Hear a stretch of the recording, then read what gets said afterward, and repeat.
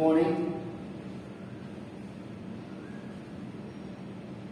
ધોરણ 10 સંસ્કૃત, જેની અંદર આપણે છેલ્લે ચેપ્ટર નંબર 3 એટલે કે સ્વસ્થમ વૃત્તમ સમાચાર એ પૂર્ણ કર્યું. તો હવે આપણે થોડા આગળ જઈએ છીએ. એના પછીનું ચેપ્ટર છે ચોથું ચેપ્ટર, એનું નામ છે જનાર્દનસ્ય પશ્ચિમ સંદેશ.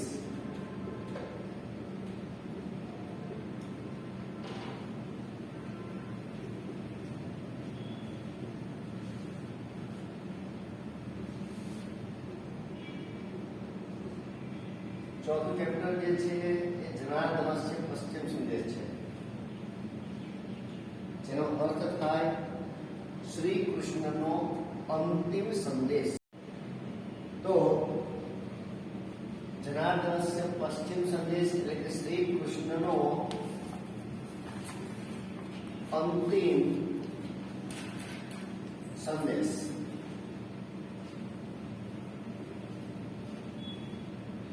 શ્રી કૃષ્ણનો અંતિમ સંદેશ. તો લેખક છે આ પાઠના મહાકવિ ભાસ. નામ સાંભળ્યું હોય, લેખક મહાકવિ ભાસ છે.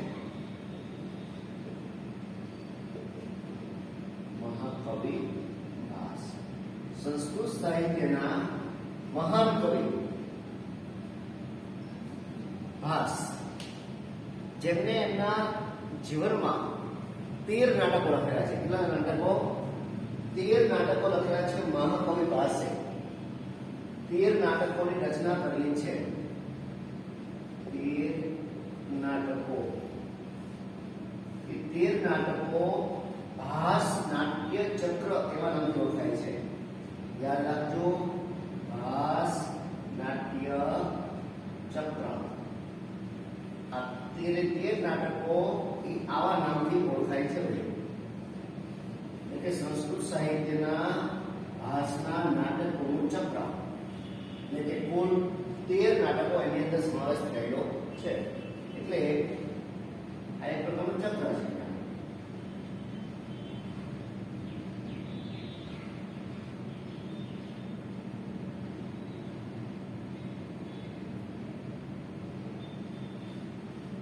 ભાસ નાટ્ય ચક્ર, જેની અંદર 13 નાટકો એનો સમાવેશ થયેલો છે.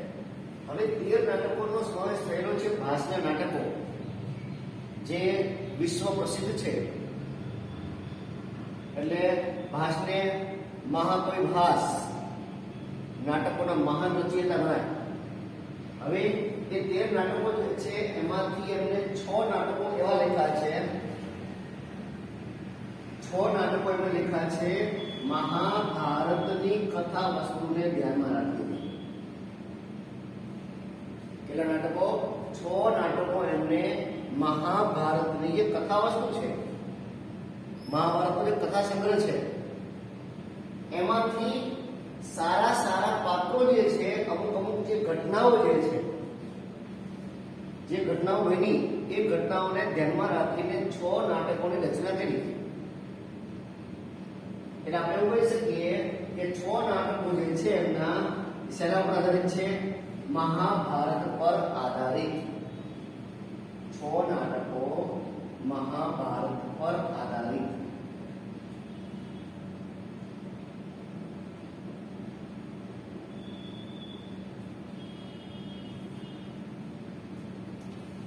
નાટકો જે મહાભારત પર આધારિત છે, એમાં એક નાટક છે કર્ણભાર.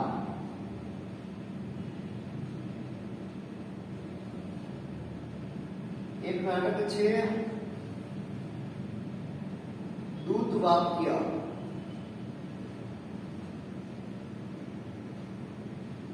એક નાટક છે મધ્યમ વ્યાયો.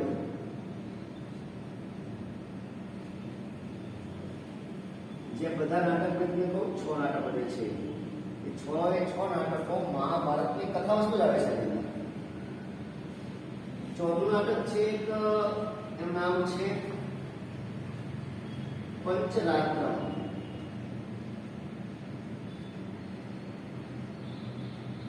એક નાટક છે એનું નામ છે ઉરુભંગમ.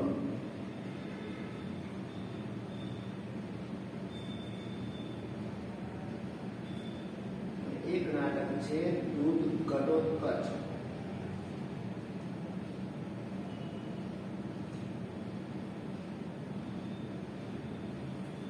આ 6 નાટકો એમના મહાભારતની કથા વસ્તુને આધાર પર એમને બનાવેલા છે. ઓકે, તમને મહાભારતની ઘટના, આખું મહાભારતની કથા, એના વિશે તમે બધા થોડુંક તો જાણતા હશો, તમને થોડો ખ્યાલ હશે, બરોબર? તો હું તમને ટૂંકમાં થોડી વાત કરી દઉં. આ દરેક ઘટનાની ટૂંકમાં વાત કરું તો કર્ણભાર જે છે, જેની અંદર કર્ણ ઉપર જે બોજ હોય છે, જે ભાર હોય છે, એની આખી ઘટનાનું વર્ણન કરેલું છે. કર્ણ ઘણો બધો માનસિક બોજ લઈને જીવતો, શ્રાપનો બોજ. એના ગુરુજી રહ્યા પરશુરામ પાસેથી શ્રાપ મળેલો કે હે કર્ણ, જ્યારે તને મારી વિદ્યાની ખૂબ જરૂર હશે, એવા સમયે ત્યાં કપટ કરીને મારી પાસે પ્રાપ્ત કરેલી વિદ્યા છે ને, એ તને યાદ આવશે નહીં. આવો શ્રાપ કર્ણને હતો. એવા બીજા ઘણા બધા શ્રાપ કર્ણને મળેલા, અને કર્ણ જે છે એ ભારનું જીવન જે છે જીવતો હોય છે, એના ઉપર નાટક જે છે એ બનાવેલું છે કર્ણભાર. આ કર્ણભારમાંથી આપણે એક શ્લોક વિશ્વ પાઠની અંદર, વિશ્વ પાઠ છે એમાં બધા અલગ અલગ ગ્રંથોમાંથી શ્લોકો પસંદ કરેલા છે. વિશ્વ પાઠની અંદર બધા અલગ અલગ ગ્રંથોમાંથી શ્લોક પસંદ કરેલા છે, જેનું નામ છે વિશ્વ પાઠનું તથૈવ તિષ્ઠતિ, તેમનું તેમજ ટકી રહે છે. એમાંનો એક શ્લોક, પહેલો શ્લોક આ કર્ણભારમાંથી પસંદ કરવામાં આવેલો છે. કર્ણ બહુ જ મોટો દાનેશ્વરી હતો, અને જ્યારે મહાભારતના યુદ્ધમાં જ્યારે જાય છે ત્યારે પોતાના કવચ અને કુંડળ એક બ્રાહ્મણ દાનમાં માંગે છે, એની આખી કથા. બ્રાહ્મણ એક દાનમાં કવચ અને કુંડળ માંગે છે, અને કર્ણ પોતાના શરીર સાથે જોડાયેલું, કર્ણ સૂર્યપુત્ર હતો, શરીર સાથે જોડાયેલું કવચ અને કુંડળ દાનમાં આપી દે છે. એની કથા વસ્તુ આનંદ આવે છે. એટલે અહીંયા મહાકવિ પાસે એ નાટકનું શીર્ષક શું પસંદ કર્યું? કર્ણભાર. કર્ણ ઉપર એનો કર્ણભાર જે નાટક છે એનો મુખ્ય હીરો, મુખ્ય નાયક કોને બનાવ્યો છે? એમને કર્ણને. કર્ણ ભલે કૌરવના પક્ષમાં હોય, અસત્યના પક્ષમાં હોય, છતાં પણ કર્ણ એક હીરો દર્શાવ્યો છે. બીજું નાટક જે છે દૂત વાક્ય, એની પર ટૂંકમાં વાત કરી દો તો ભગવાન કૃષ્ણ સંદેશવાહક બનીને પાંડવો અને કૌરવો આ બંને વચ્ચે સમાધાન કરવા માટે, બંને વચ્ચે સંધિનો પ્રસ્તાવ માટે એક સંધિનો પ્રસ્તાવ લઈને એ દુર્યોધન પાસે જાય છે, ધૃતરાષ્ટ્ર પાસે જાય છે. કૃષ્ણ પોતે જાય છે કે ભાઈ આવડું મોટું ભયંકર યુદ્ધ થતું હોય તો એને આપણે રોકવાનો પ્રયત્ન કરવો જોઈએ. માટે હું તમને બંનેને સમજાવું છું, તમે આ યુદ્ધને અટકાવી દો, રોકશો, યુદ્ધ શરૂ કરશો નહીં. દુર્યોધનને સમજાવે છે, દુર્યોધન સમજતો નથી, કૃષ્ણને બંદી બનાવી લે છે, કૃષ્ણને બંદી બનાવે છે. આ બધી ઘટના વિદુરજી જે છે, વિદુરજી એ પોતાના ઘરે કૃષ્ણને આમંત્રિત કરે છે અને ત્યાં કૃષ્ણને જમાડે છે. અને પછી પરિસભાની વચ્ચે દુર્યોધન છે કૃષ્ણનું અપમાન કરે છે અને કૃષ્ણને બંદી બનાવવાનો પ્રયત્ન કરે છે. જે વ્યક્તિ સંધિ લઈને આવ્યો છે, સમાધાનનો પ્રસ્તાવ લઈને આવ્યો છે, બે પક્ષે યુદ્ધ ન થાય એવી રજૂઆત કરે છે સારા માટે, બંને પક્ષ માટે, તો છતાં પણ દુર્યોધન સમજતો નથી અને એને બંદી બનાવે છે. એટલે ભગવાન કૃષ્ણ અહીંયા યુદ્ધ બનીને આવ્યા હોવાથી એ નાટક જે છે એનું નામ શું આપ્યું છે? દૂત વાક્ય. વાત છે મધ્યમ વ્યાયો.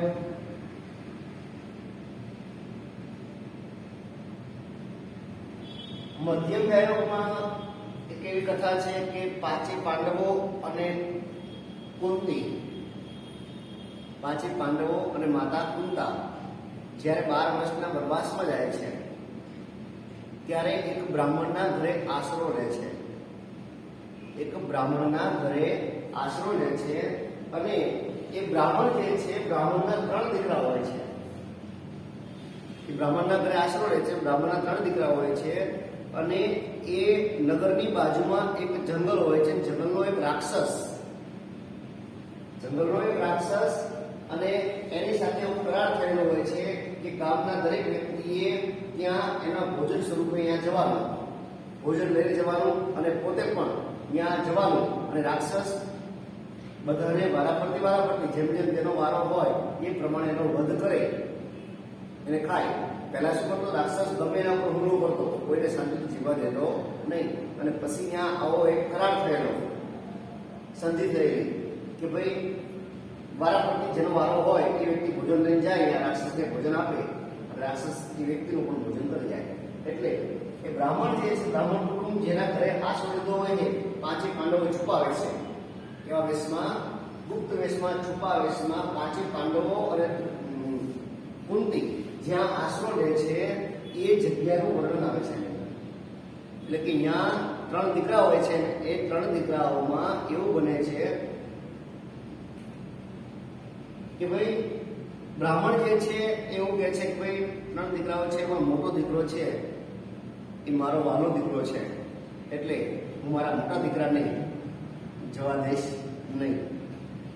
માતા છે એમ કહે છે કે મારો નાનો દીકરો છે, મારો વાલો છે, તો હું નાના દીકરાને હું જવા દઈશ નહીં. એટલે બધા પિતાજી મોટા દીકરાને ના પાડે છે, નાના દીકરાને માતા ના પાડે છે.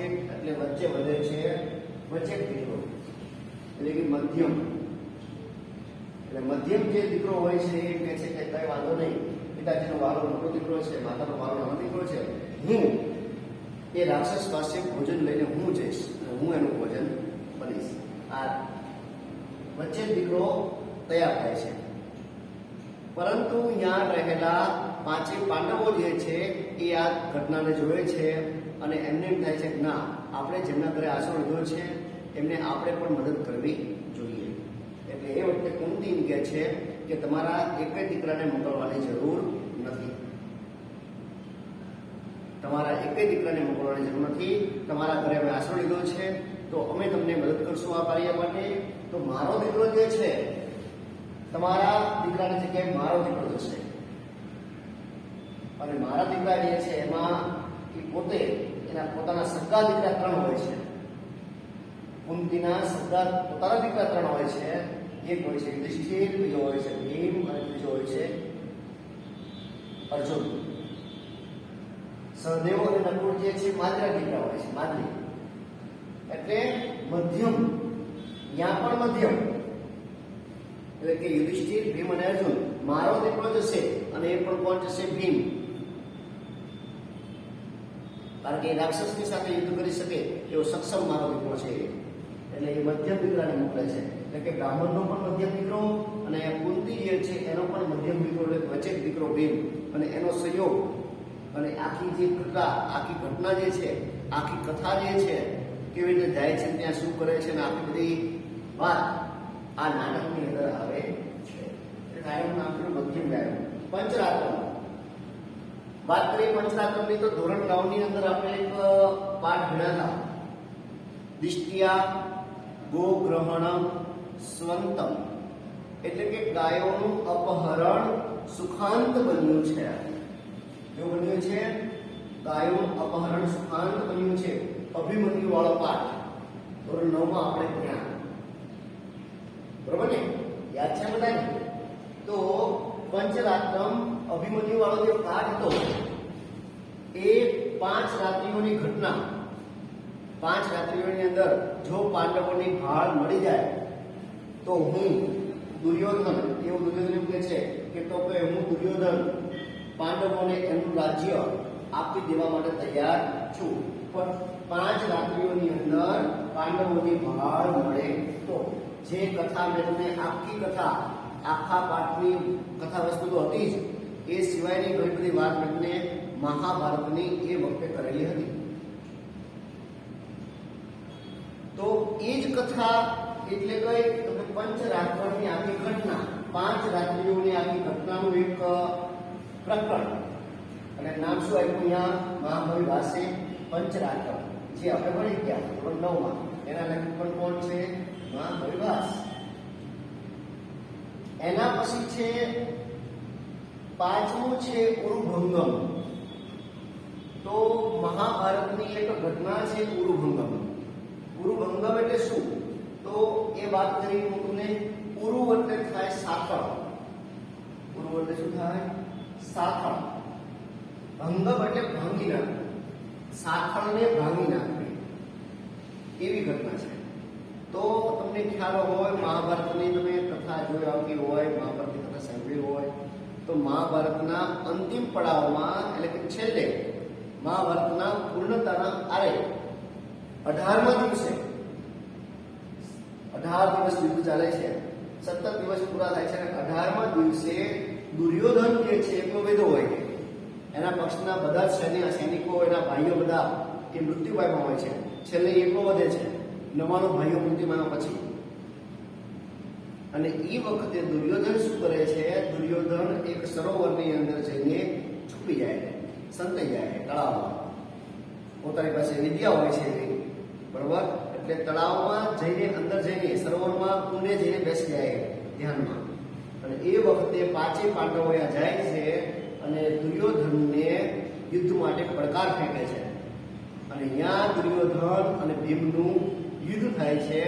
અને યુદ્ધની અંદર ભીમ જે છે પોતાની શક્તિ વડે, પોતાની તાકાત વડે, કારણ કે દુર્યોધન પાસે એવી શક્તિ હોય છે કે એનું આખું શરીર જે છે એ વજ્રનું બની ગયેલું હોય છે.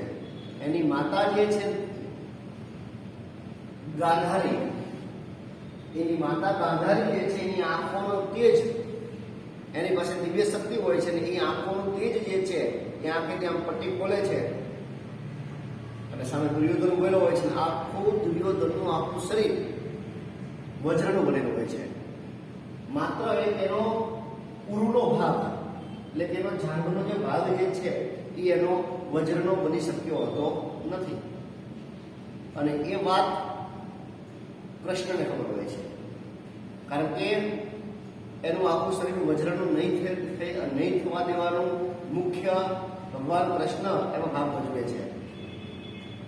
એટલે ત્યાં કૃષ્ણ જે છે, કૃષ્ણ કહેવા મુજબ ભીમ જે છે ત્યાં દુર્યોધનના સાંકળના ભાગ ઉપર પ્રહાર કરે છે, જે ખરેખર યુદ્ધના જે ગદા યુદ્ધ હોય એના નિયમની વિરુદ્ધમાં હતું.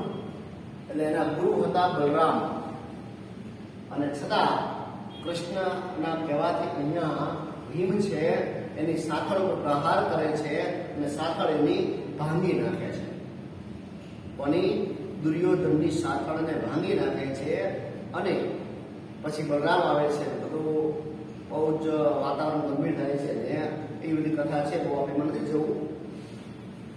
તો અહીંયા ઉરુભંગમ એ કથા, એટલે કે સાંકળને ભાંગી નાખી ભીમે દુર્યોધનની સાંકળને.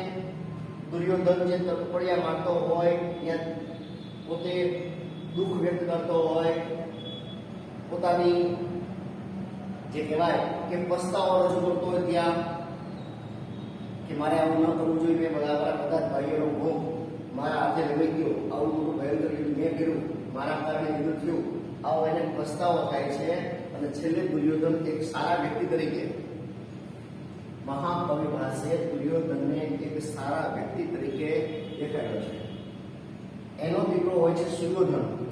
દુર્યોધનનો દીકરો હોય છે સુયોધન, અને સુયોધન જે છે એ દુર્યોધનની પાસે આવે છે અને એના ખોળામાં બેસવાની વાત કરે છે કે પિતાજી, મારી ઈચ્છા એવી છે કે હું તમારા ખોળામાં બેસું, પણ આજે હું તમારા ખોળામાં બેસી શકું એમ નથી, કારણ કે તમારી સાંકળ છે ને એ ભાંગી ગઈ છે, હું કેવી રીતે બેસી શકીશ? આ બધી ઘટનાનું વર્ણન મહાકવિ ભાસે એને કર્યું છે. એટલે કે દુર્યોધનને અહીંયા એક સારો વ્યક્તિ તરીકે દર્શાવ્યો છે કે ભાઈ એને છેલ્લે અગાઉ છે કે રોઈ, પણ છેલ્લે એને પસ્તાવો થાય છે. ખરેખર મહાભારતમાં એવું નથી આવતું, મહાભારતમાં એને પસ્તાવો નથી થતો હતો, પણ અહીંયા મહાકવિ ભાસે થોડો પોતાની જાતે, કથા એક છે મહાભારતની છે, યુદ્ધ અવધિ વર્ણન કર્યું, પણ છેલ્લે મહાભારતની કથામાં થોડુંક એને ફેરફાર કરીને અહીંયા દુર્યોધનને સારો વ્યક્તિ બતાવવાનો પ્રયત્ન કરેલો છે. હવે વાત આવે છે અહીંયા એના પછીનું નાટક દૂત ઘટોત્કચ. તો આપણને પ્રશ્ન થાય કે અહીંયા ઘટોત્કચ કોણ હતો? આપણે જે પાઠ ભણવાનો છે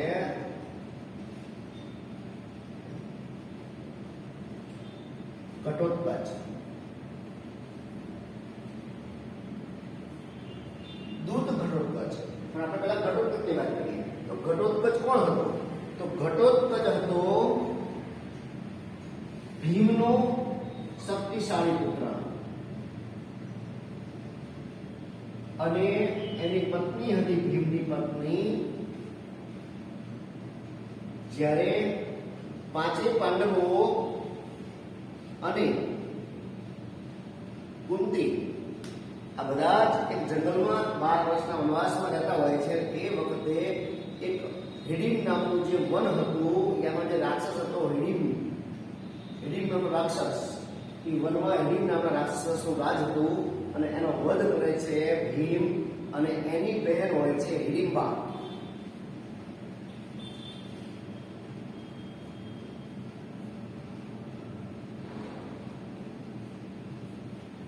એની સાથે ભીમ લગ્ન કરે છે, અને એ રાક્ષસી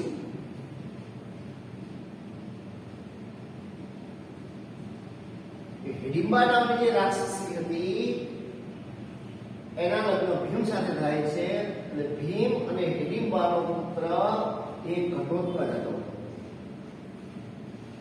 જે ખૂબ શક્તિશાળી હતો, કારણ કે એને શક્તિ એના પિતાજી પાસેથી મળેલી, ભીમ પાસેથી, કારણ કે ભીમનો પુત્ર હતો એ તો જન્મથી જ ખૂબ શક્તિશાળી, અને એની માતા હતી રાક્ષસી, જેને રાક્ષસ શક્તિ મળેલી કોની પાસેથી? હિડીમ્બા પાસેથી. એટલે કે એને માયાવી વિદ્યા, જે માયાવી વિદ્યા હતી બધી, બરોબર, અસુરી શક્તિ, એ બધી પણ આની અંદર હતી ઘટોત્કચ પાસે.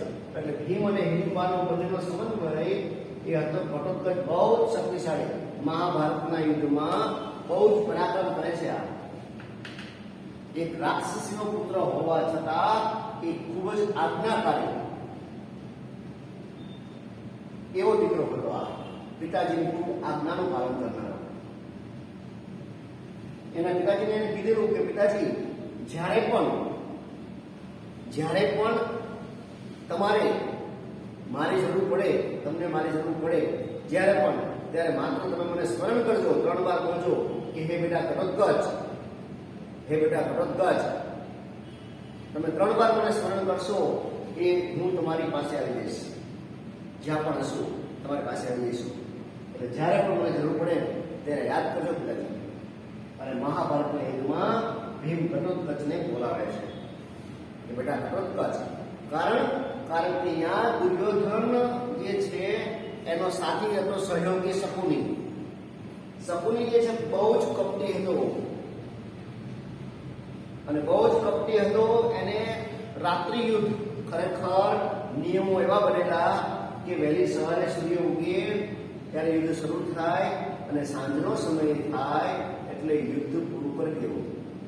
શંખ વાગે, યુદ્ધ થાય બંધ. પણ રાત્રિ યુદ્ધ શકુની છે, રાત્રિ યુદ્ધ આરંભ કરે છે, રાત્રિ યુદ્ધ કરવાનો પ્રયત્ન કરે છે, અને રાત્રે સૂતા હોય શિબિરમાં પાંડવો અને એના ઉપર ચડાઈ કરવાનો પ્રયત્ન કરે છે. સીધું જાણ કર્યા વગર સીધો જ એટેક કરે છે. એ વખતે ભીમ ઘટોત્કચને યાદ કરે છે કે ઘટોત્કચ આ મુશ્કેલીમાંથી તું હવે અમને બચાય, કારણ કે રાત્રિ યુદ્ધમાં તારી પાસે જે શક્તિ છે એની અમારે જરૂર છે. અને એ વખતે ઘટોત્કચ આવે છે અને બહુ જ જબરદસ્ત અને ભયંકર યુદ્ધ કરે છે અને કૌરવોને ભગાડે છે. પાંડવોની શિબિર પાસેથી આમ ભગાડે છે. રીતસરના કૌરવો બધા ભાગે છે, કારણ કે ત્યાં ઘટોત્કચ આવી જાય. વાત કરીએ આપણે હવે ઘટોત્કચની અને આ નાટકની. તો હવે નાટકની વાત, આ પાઠ જે છે આમાંથી લેવામાં આવેલો છે. અહીંથી આ પાઠ પસંદ કરવામાં આવેલો છે, એટલે કે જનાર્દનસ્ય પશ્ચિમ સંદેશ પાઠ છે એ કયા નાટકમાંથી લેવામાં આવ્યો છે? દૂત ઘટોત્કચમાંથી. એના લેખક કોણ છે? મહાકવિભાસ. યાદ રાખજો. ઓકે, આ પણ પૂછાય કે કર્ણભારના લેખક કોણ છે? તો કે મહાકવિભાસ. આ પણ પૂછાય પંચરાત્રના લેખક કોણ છે? તો કે મહાકવિભાસ. અને દૂત ઘટોત્કચના લેખક કોણ છે? મહાકવિભાસ. આ ત્રણેય પૂછી શકે. આ બંને જે રહ્યા એ તમારે નોલેજ માટે છે. ભવિષ્યમાં તમે કોઈ પરીક્ષા આપો ત્યાં પણ તમને કામ લાગે. વાત કરીએ આપણે ઘટોત્કચની અને આગળ પાછો શબ્દ ઉમેરાય છે દૂત. શું ઉમેરાય છે? દૂત.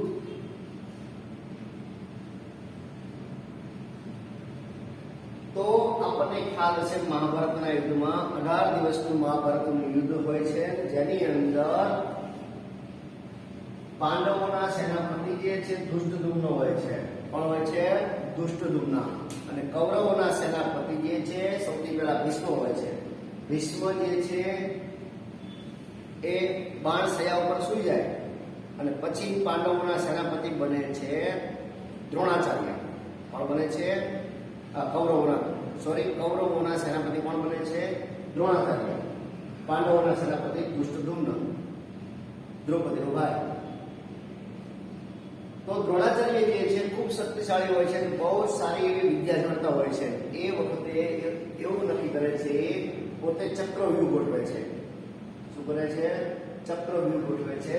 અને એ ચક્રવ્યૂહની અંદર એવું 7 ચક્રોનું આખું એક કોઠો બનાવે છે.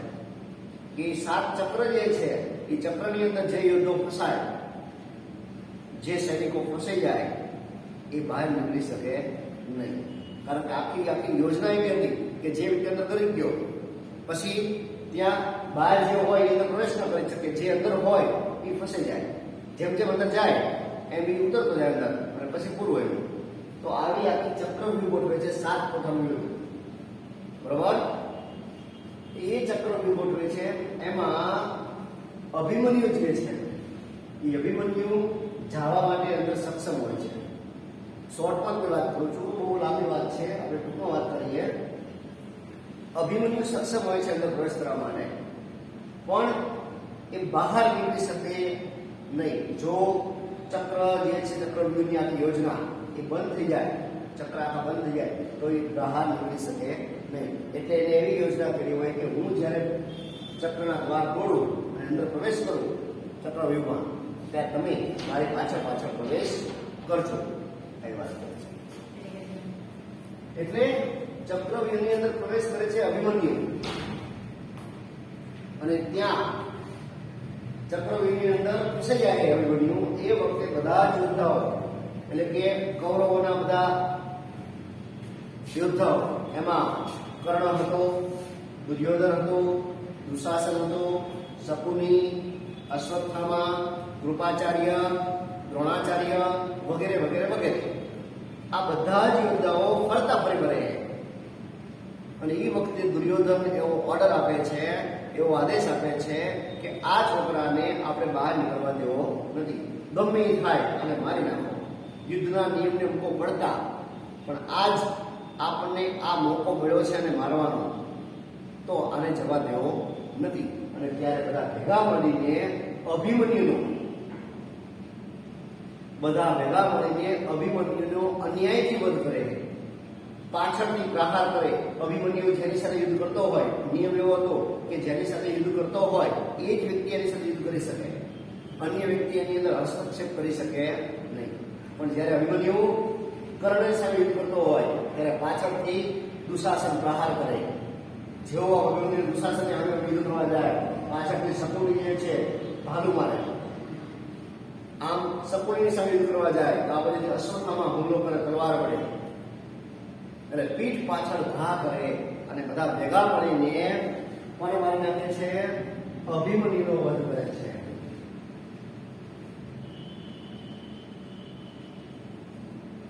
હવે અભિમન્યુ કોણ હશે એ પણ આપણને ખ્યાલ હોવો જોઈએ. અભિમન્યુ કોણ હતો? અભિમન્યુ મહાભારતમાં સૌથી નાની ઉંમરનો એક સારામાં સારો યોદ્ધો હતો ભાઈ. એટલે ઘટોત્કચનો ભાઈ કહેવાય. કારણ કે અભિમન્યુ છે એ અર્જુનનો પુત્ર હતો. કોનો પુત્ર? અર્જુનનો પુત્ર હતો. અર્જુનની પત્ની હતી દ્રૌપદી, પણ દ્રૌપદી દ્વારા આ દીકરો જન્મેલો ન હતો. બીજી પત્ની હતી અર્જુનની, એ હતી સુભદ્રા.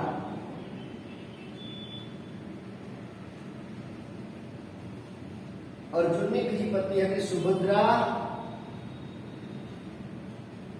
અને અર્જુન એ બંનેનો પુત્ર હતો. કોણ? અભિમન્યુ. સુભદ્રા એટલે કોણ? તો કે શ્રી કૃષ્ણના બહેન.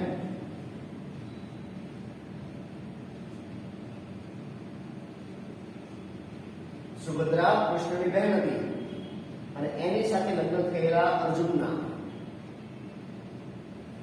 અને એ બંનેનો શક્તિશાળી પુત્ર એટલે કોણ? અભિમન્યુ. સૌથી નાની ઉંમરનો યોદ્ધો, જેને એના પિતાજી પાસેથી, અર્જુન પાસેથી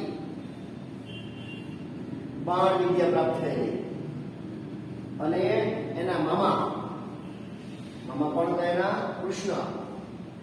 કૃષ્ણ પાસેથી પણ એને વિદ્યા મળેલી. એટલે જેને અર્જુનને કૃષ્ણએ જે વિદ્યા આપી હોય એ દીકરો કઈ જેવો તેવો હોય નહીં. અને એ દીકરો હતો અભિમન્યુ. મહાભારતમાં નાની ઉંમરનો યોદ્ધો, છતાં જબરજસ્ત બધા જ યોદ્ધાઓને એકલા હાથે ટક્કર આપે છે. ચક્રવ્યૂહની અંદર પ્રવેશ કરવાની એકમાત્ર હિંમત આ અભિમન્યુ કરે છે. બીજા કોઈની તાકાત નથી હોતી ચક્રવ્યૂહની અંદર પ્રવેશ કરી શકે. એટલે અભિમન્યુ જે છે એનો બધા ભેગા મળીને શું કરી નાખે છે? વધ કરી નાખે છે, મારી નાખે છે અભિમન્યુને. હવે ત્યાંથી આપણે પાઠની વાત આવે છે. અભિમન્યુને ભેગા મળીને અન્યાયથી વધ કરી નાખે છે. મહાભારતના યુદ્ધના દિવસો આગળ વધતા જાય છે અને એ વખતે પણ ભગવાન કૃષ્ણ એવું કહે છે કે હજી પણ જો યુદ્ધ અટકતું હોય તો હજી પણ સમાધાન કરી દેવાય. હજી બંને પક્ષો વચ્ચે સમાધાન થઈ જાય તો હજી પણ આથી ઘણા બધા યોદ્ધાઓનો વધ થવાનો છે એ અટકી જાય. હજી તો બહુ જ મોટો નરસંહાર થશે, યોદ્ધાઓ કેટલાય મળશે. એટલે આપણે હજી પણ ચેતવી જવું જોઈએ અને એમને પણ સમજી જવું જોઈએ. એટલે કૃષ્ણ જે છે, કૃષ્ણની વાતને માન આપે છે પાંડવો. યુધિષ્ઠિર હા પાડે છે કે હા, અમારા તરફથી હજી પણ જો સંધિ થતી હોય, હજી પણ સમાધાન થતું હોય તો અમે તૈયાર છીએ. એટલે એ વખતે કૃષ્ણ જે છે આ વખતે કોને દૂત બનાવે છે? એ ઘટોત્કચને, સંદેશવાહક. આની પહેલા પોતે બનેલા, પોતે પણ પ્રયત્ન કરેલો હતો યુદ્ધને અટકાવવાનો, પણ એને બંદી બનાવી દેવા હોય. આ વખતે એ કોને મોકલે છે?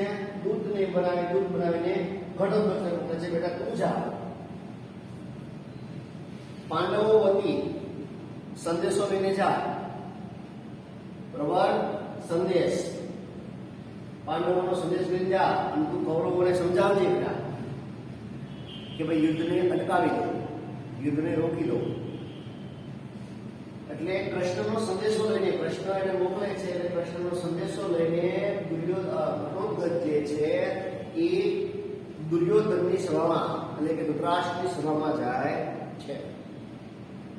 સંધિનો પ્રસ્તાવ, બંને પક્ષ વચ્ચે યુદ્ધ અટકે, સમાધાન થાય, એ સંધિનો પ્રસ્તાવ લઈને કોણ જાય છે?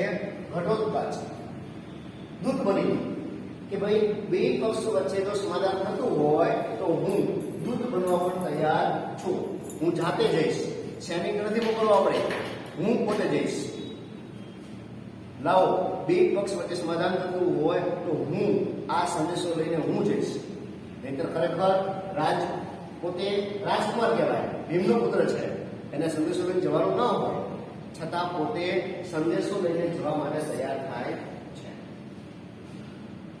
અને એ સંદેશો લઈને જાય છે ત્યાં ધૃતરાષ્ટ્રની સભામાં, પણ ત્યાં દુર્યોધન, શકુની આ બંને જે છે એ ધૃતરાષ્ટ્રની વાત જે છે એને માનતા નથી, સમાધાનનો પ્રસ્તાવનો સ્વીકાર કરતા નથી. કારણ કે દુર્યોધન કોની સલાહ નીચે ચાલતો હોય છે તો કે શકુનીની સલાહ નીચે, અને શકુની એવું જ ઈચ્છતો હોય છે કે બહુ જ મોટું યુદ્ધ થાય. પોતે કપટી હતો એટલે ઘટોત્કચની વાતને સાંભળતો નથી, અને એ વખતે ઘટોત્કચ સભામાં પ્રવેશ કરે છે અને સભામાં પ્રવેશ કરીને કહે છે કે હે પિતામહ, હું તમને પ્રણામ કરું છું. પિતામહને પ્રણામ કરે છે અને કહે છે કે હું શ્રી કૃષ્ણનો સંદેશ લઈને આવ્યો છું, સમાધાનનો પ્રસ્તાવ લઈને આવ્યો છું. કારણ કે અભિમન્યુનો વધ થઈ ગયો છે, અર્જુન ખૂબ દુઃખી છે, અર્જુનની દુઃખનો કોઈ પાર નથી, એટલો અર્જુન દુઃખી છે. તો હે પિતામહ, સમજો કે અર્જુનનો એક દીકરો મૃત્યુ પામ્યો અને અર્જુન આટલો દુઃખી છે, તો હે પિતામહ, આપના 100 દીકરા છે, આપની દશા કેવી થશે? જે દ્રશ્ય આજે અર્જુન જોવે છે એ હવે તમારે જોવાનો વારો આવશે. આવું દ્રશ્ય આવશે તમારી સામે, તમારી દશા કેવી થશે? માટે હે પિતામહ, હું તમને વિનંતી કરું છું, ઝડપથી પોતાના પક્ષની સંપૂર્ણ સેનાને પાછી વાળી લો અને આજે જ યુદ્ધને રોકી લો, અટકાવી દો, સમાધાન કરી લો. આવી રજૂઆત એ કૃષ્ણના સંદેશ દ્વારા કોની સામે રજૂ કરે છે? ધૃતરાષ્ટ્રની સામે. પણ ધૃતરાષ્ટ્ર કઈ જવાબ આપે એ પહેલા તો શકુની કહે છે કે અરે આ તો બહુ મોટી મોટી વાતો કરે છે, એમ વાતો કરવાથી કઈ થાય નહીં. તરત ઘટોત્કચ શકુનીને કહે છે, હે શકુની, પાઠની વાત આવે છે બધી આ, હે શકુની, ચોકખાના પાછા છોડીને બાણ ચલાવવા માટે તૈયાર થઈ જા. આ હવે તારી બાજી નથી, રમતની બાજી નથી, હવે તો રણ મેદાનમાં યુદ્ધ થઈ ગયું છે, તું પણ બાણ ચલાવવા માટે તૈયાર થઈ જા. એક પ્રકારની સ્થિતિ વોર્નિંગ આપે છે ઘટોત્કચ. કોને આપે છે? શકુનીને. શકુનીને વોર્નિંગ આપી એટલે દુર્યોધનને ગમ્યું નહીં. દુર્યોધન ઘટોત્કચને અપમાનિત કરે છે કે તું રાક્ષસનો પુત્ર છે ને, તારી મૂળ જાત ઉપર આવી ગયો. કારણ કે રાક્ષસો સ્વભાવના કેવા હોય છે? ક્રોધી. તું તારી જાત ઉપર ગયો. પણ અમે પણ તે જેવા તેવા નથી, અમે પણ રાક્ષસો કરતા પણ વધારે ક્રોધી સ્વભાવવાળા છીએ. આવું ઘટોત્કચ દુર્યોધન કહે છે ઘટોત્કચને. એટલે ઘટોત્કચ સ્પષ્ટ શબ્દમાં કહે છે કે હા, તમે રાક્ષસો કરતા પણ ક્રૂર અને ઘાતકી તો છો જ. કારણ કે રાક્ષસો પણ પોતાની સગી ભાભી હોય, માસમાન ભાભી હોય, એને ભરી સભાની વચ્ચે માથાના વાળ ખેંચીને લાવવાનું આવું ખરાબ કૃત્ય, આવું ખરાબ કર્મ રાક્ષસો પણ કરતા નથી. એના કરતા પણ ખરાબ કામ તમે કરેલું છે, એટલે કે તમે રાક્ષસો કરતા પણ ક્રૂર અને ઘાતકી છો જ. બીજું કે રાક્ષસો પણ પોતાના સગા ભાઈઓ હોય અને સૂતા હોય લાક્ષાગૃહમાં, રાક્ષસો પણ પોતાના સગા ભાઈઓને જીવતા બાળી નાખવાનો પ્રયત્ન, જીવતા હળગાવી દેવાનો પ્રયત્ન રાક્ષસો કરતા નથી. એ કામ તમે કરેલું છે લાક્ષાગૃહમાં. પાંડવોને બાળી નાખવાની આખી કપટ નીતિ તમે અપનાવેલી છે, જીવતા બાળી નાખવા, પોતાના ભાઈઓને જીવતા બાળી નાખવા. આવું રાક્ષસો કરતા નથી જે તમે કરેલું છે. માટે તમે રાક્ષસો કરતા પણ કેવા છો? ક્રૂર અને ઘાતકી, દયા વગરના. આવું ઘટોત્કચ દુર્યોધનને સ્પષ્ટ શબ્દમાં કહી દે છે. દુર્યોધનને ગમતું નથી અને દુર્યોધન ઉપર ગુસ્સે થાય.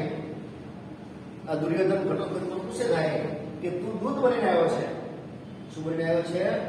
દૂત બનીને આવ્યો છે. સંદેશો લઈને ચાલ્યો જા, અમારે તને મારી નાખવો પડે. આવી મારી નાખવાની ધમકી આપે છે. અને ઘટોત્કચ એમ કહે છે કે શું દૂત એવું કહીને મારું અપમાન કરો છો? જો તમે એમ માનતા હોય કે દૂત છે એટલે જવા દેવો છે એમ, તો ના, હું અહીંયા જ ઊભો છું. ચાલો, હું દૂત નથી, બધા ભેગા થઈ જાઓ અને મારા ઉપર પ્રહાર કરો. તમારામાં તાકાત હોય એવી રીતે પ્રહાર કરો મારા ઉપર. હું અહીંયા જ ઊભો છું, દૂત નથી, આવી જાઓ બધા સામે. અને એ વખતે સામેના બધા જ રાજાઓ, જેટલા સભાની અંદર બેઠેલા બધા યોદ્ધાઓ ઊભા થઈ જાય. દુર્યોધન છે, દુર્યોધન પણ સામે ઉભો રહી ગયો અને આ બાજુ એકલો ઘટોત્કચ સામે ઉભો રહ્યો. આવી જાઓ હવે બધા. અને એ વખતે ધૃતરાષ્ટ્ર જે છે એ ધૃતરાષ્ટ્ર ઘટોત્કચને સમજાવે છે, બેટા ઘટોત્કચ, ક્રોધને શાંત કરે, મારી વાત માન, તું શાંત થઈ જા. જો ઘટોત્કચ ત્યાં ધારે તો ત્યાં ને ત્યાં જ યુદ્ધ પૂરું કરી શકે, કારણ કે એટલો શક્તિશાળી હતો એ બધા જ યોદ્ધાઓને ત્યાં જ એનો જવાબ આપી શકે, એટલો શક્તિશાળી હતો. પણ ધૃતરાષ્ટ્ર ઘટોત્કચને શાંત કરે છે, બેટા શાંત થઈ જા, મારી વાત માન.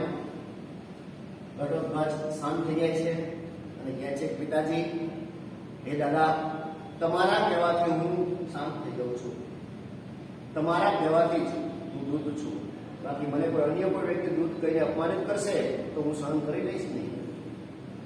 અને પછી કૃષ્ણનો સંદેશ સંભળાવે છે કે હવે સાંભળો, હે રાજાઓ, હે ક્ષત્રિયો, સાંભળો શ્રી કૃષ્ણનો અંતિમ સંદેશ. અને છેલ્લે હવે લાસ્ટમાં જે પેરેગ્રાફ આપેલો છે ત્યાં અંતિમ સંદેશ સંભળાવે છે. શું કહે છે? હે રાજાઓ, હે ક્ષત્રિયો, સાંભળી લો, ધર્મનું આચરણ કરો, સગા વાદાઓની ચિંતા કરો, જે કાંઈ તમારા મનમાં ઈચ્છા હોય ને એ બધી જ અહીંયા જ ભોગવી લો. બધી મનની ઈચ્છાઓ અહીંયા પૂરી કરી લો, કારણ કે આવતીકાલનો સૂરજ ઉગશે. અને સમજી લઉં કે યમરાજ આવ્યા, સાક્ષાત યમરાજ. અને યમરાજનું રૂપ લઈને આવશે અર્જુન, પાંડવ રૂપધારી અર્જુન યમરાજ બનીને આવશે. અને જેમ સૂર્યના કિરણો ધરતી પર પડશે એટલે સમજી લઉં કે તમારું જીવન જે છે ત્યાં સમાપ્ત થઈ જશે. આવતીકાલનો દિવસ આવો હશે. આ કૃષ્ણનો અંતિમ સંદેશ છે. તો હવે તમે એ અંતિમ દિવસ માટે આવતીકાલના સૂરજ ઉગે અને સૂર્યના કિરણો પડે એટલે સમજી લીધો કે યમરાજ આવી ગયા. અને યમરાજ હશે કોણ? અર્જુન. અને આવી વાત કરીને અહીંયા ઘટોત્કચ જે છે એ પોતાનો સંદેશ પૂર્ણ કરે છે અને અહીંયાથી નીકળી જાય છે. અને બીજા દિવસે વળી યુદ્ધ આગળ વધે છે, મહાભારતનું યુદ્ધ આગળ વધે છે. અને મહાભારતને તમે જોયું હોય કે એના પછીના દિવસે અર્જુન જે છે બહુ જ ગુસ્સે હોય છે અને એ યુદ્ધની અંદર બીજા દિવસે જયદ્રથ, જે જયદ્રથ હતો એ જયદ્રથનો વધ કરે છે. પણ એ પાઠની અંદર આવતું નથી. પાઠની અંદર આપણે સંદેશ આપી દીધો, અહીંયા વાત થઈ ગઈ પૂરી. ઓકે, એટલે આપણે પાઠ બધું સીમિત રાખશું. આટલી વાત છે પાઠની અંદર, આખા પાઠમાં આટલી વાત છે. ખાસ તમારે યાદ રાખવાનું છે, લેખક કોણ છે? મહાકવિ ભાસ. નાટક પેલા છે ના 13 નાટકો ભાસ નાટ્ય ચક્ર તરીકે ઓળખાય છે. 6 નાટકો મહાભારત પર આધારિત છે અને એ 6 નાટકોની મેં તમને ટૂંકી વાર્તા, ટૂંકી કથા કીધી. એમાં આપણો પાઠ છે ઘટોત્કચમાંથી લેવામાં આવ્યો છે, એટલે એની પણ આપણે વાત કરી. ઓકે, ખાસ યાદ રાખજો ઘટોત્કચ કોણ હતો અને અભિમન્યુ કોણ હતો. સારું, અહીંયા પૂરું કરીએ છીએ આપણે. ફરી નવા લેક્ચરમાં મળશું. ધન્યવાદ, આભાર.